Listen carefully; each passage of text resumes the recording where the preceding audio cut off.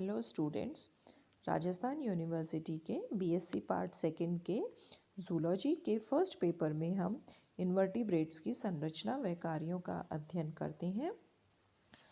हम इकाइनोडर्मेटा संघ का अध्ययन आज प्रारंभ करेंगे, जिसमें कि स्पेसिमेन के रूप में हम एस्टेरियास या स्टारफिश का अध्ययन करेंगे। जैसा कि आपको पहले भी टॉपिक्स में बताया गया था, इकाइनोडर्मेटा का अर्थ होता है वे इन्वर्टिब्रेट्स जिनमें कि डर्म या देह चर्म पर इकाइनो या स्पाइनी कंटिका समान संरचनाएं पाई जाती हैं। और एस्टेरियास जो शब्द है वह एक ग्रीक वर्ड एस्टर से लिया गया है, जिसका अर्थ होता है तारा या स्टार। अतः इकाइनोडर्म्स में जीनस एस्टेरियास में जितने भी मेंबर आते हैं उन्हें हम कॉमनली स्टारफिश या सी स्टार तारा मछली या समुद्री तारा कहते हैं या कहा जाता है। स्टारफिश जो होती हैं यह ऑल ओवर द वर्ल्ड लगभग इसकी 150 से ज़्यादा प्रजातियां अभी तक ज्ञात की जा चुकी हैं, जिनमें से बहुत कॉमन जो होती हैं एस्टेरियस रूबेंस, वल्गैरिस, गिबोसा, फोबेसी, एम्यूनेंसिस और पेंसेरी होती हैं। सामान्यतः जो स्टारफिश होती हैं इनका colour red, orange, blue, purple और ग्रीन होता है या इनके कॉम्बिनेशंस होते हैं। तथा अंडमान में पाई जाने वाली जो स्टारफिशेस हैं वो विशिष्टतया पर्पल और पिंक कलर की होती हैं। अन्य लक्षणों में अगर हम देखें तो स्टारफिश बेंथिक होती है, सामान्यतः समुद्र की निचली तहों पर रहती हैं, क्योंकि इनका जो प्रकृति होती है वो फोटो नेगेटिव अर्थात प्रकाश के विपरीत गति करती हैं, तो समुद्र की गहरी तल में या गहराई की ओर उपस्थित होती हैं। तथा अपेक्षाकृत जहाँ पर कि चट्टानें या एल्गल ब्लूम या कैल्केरियस शेल्स वगैरह होते हैं वो इनका वासस्थान होती हैं, जहाँ पर ये आसानी से अपने प्रीडेटर से स्वयं की रक्षा कर पाती हैं। लेकिन फोटो नेगेटिव जो इनकी प्रकृति है उसके विपरीत रूबेंस, गिबोसा और एस्टेरियस पेंसेराई को समुद्र के ऊपरी जो तल होते हैं, प्रकाशीय भाग जो होती है, तह होती है, वहाँ पर भी इनकी उपस्थिति पाई जाती है, तो इन्हें अपवाद माना गया है। भोजन की प्रकृति के आधार पर जो एस्टेरियंस होते हैं ये मांसाहारी होते हैं और मुख्य रूप से बाइवेल्व या द्विकपाटीय मोलस्कन्स जो होते हैं इनका फेवरेट फूड होते हैं। संरचना के आधार पर आप इस चित्र में देख सकते हैं, ऊपरी सतह को हम अबोरल या अपमुखीय सरफेस कहते हैं और जो निचली सतह होती है उसे ओरल या मुखीय सतह कहते हैं, क्योंकि निचली सतह पर सेंट्रल डिस्क या मुख्य जो गोलीय भाग होता है जिससे कि भुजाएं प्रारंभ होती हैं, इसे हम सेंट्रल डिस्क कहते हैं, के मध्य में अधर सतह पर मुख उपस्थित होता है। अतः मुख्य सतह अधर तल पर होती है और ऊपरी सतह जो होती है उसे अपमुखीय कहा जाता है। और सेंट्रल डिस्क के मध्य में यहाँ पर एनल ओपनिंग गुदाद्वार होता है और मेड्रीपोराइट उपस्थित होता है। प्रत्येक सेंट्रल डिस्क से 5 भुजाएं निकलती हैं जो कि निश्चित रेडियस या त्रिज्या से निकलती हैं, और 2 जो आर्म्स होती हैं भुजाएं उनके बीच के स्थान को इंटर रेडियाई कहा जाता है। प्रत्येक भुजा सेंट्रल डिस्क के नज़दीक चौड़ी होती हैं और टिप्स की ओर अपेक्षाकृत पतली होती जाती हैं, अतः ये टिप्स की ओर सक्रिय होती जाती हैं।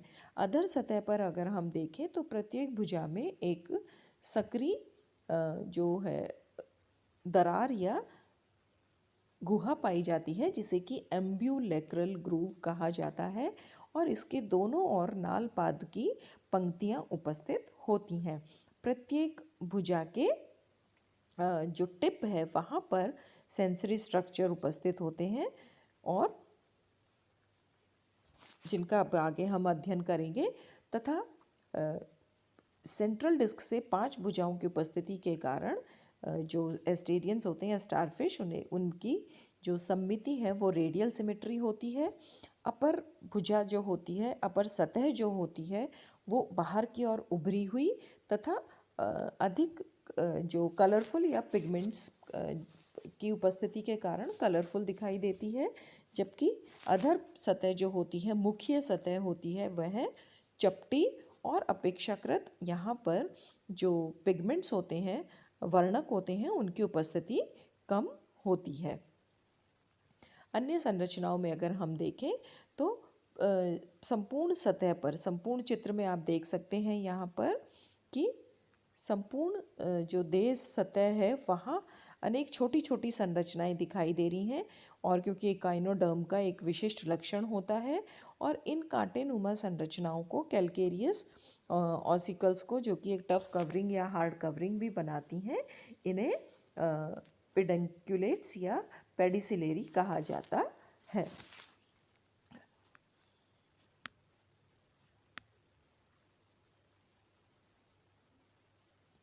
तथा जो ओरल सरफेस होती है, मुख्य सतह होती है, वहाँ पर दोनों ओरल और अबोरल सरफेस पर जो ये स्पाइन्स हैं या कांटेनुमा संरचनाएं हैं, ये एक स्थायी संरचना के रूप में उपस्थित रहती हैं।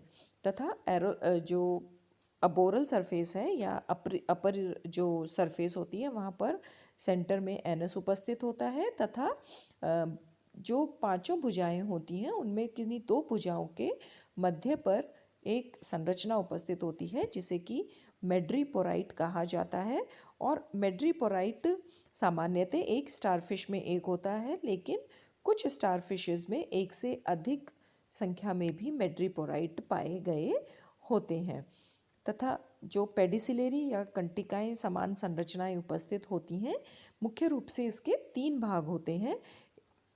जो स्टॉक है, व्रंत, बहुत फ्लेक्सिबल होता है, और ऊपर की ओर दो जॉ, जबड़े या इन्हें वॉल्व्स कहा जाता है। इस प्रकार ये तीन संरचनाएं होती हैं। जो स्टॉक होती है वो बेसिलर पीस के द्वारा देह से जुड़ी रहती है। अब जो पेडिसिलरी होती हैं मुख्य रूप से दो प्रकार की होती हैं, स्ट्रेट पेडिसिलरी और क्रॉस्ड पेडिसिलरी।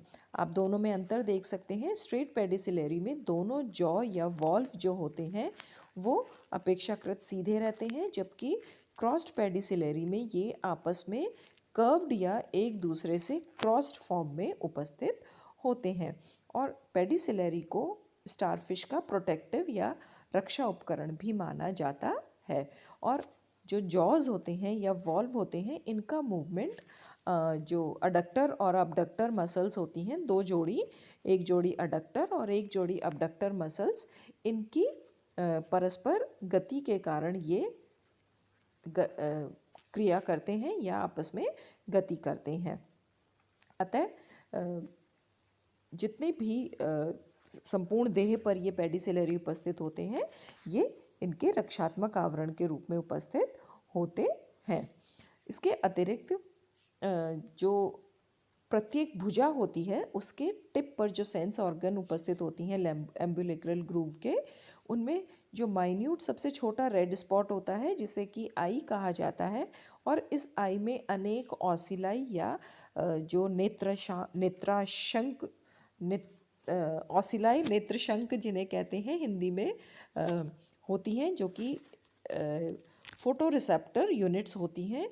तथा इसके अतिरिक्त यहाँ पर जस्ट ऊपर एक अनपेयर टर्मिनल या सीमांतीय टेंटिकल भी उपस्थित होता है, और जो कि ऑल्फैक्टरी स्ट्रक्चर के रूप में भी कार्य करता है, घ्राण संरचना के रूप में भी कार्य करता है। इस प्रकार यह बाह्य संरचना होती है स्टारफिश की, जिसमें कि अपर और लोअर सरफेस की संरचना, उसमें पाई जाने वाले विभिन्न संवेदी संरचनाएं, पेडिसिलरी, उनका कार्य क्या है, ये हमने स्पष्ट किया। नेक्स्ट जो टॉपिक होगा हम कंटिन्यू करेंगे। Thank you and have a nice time.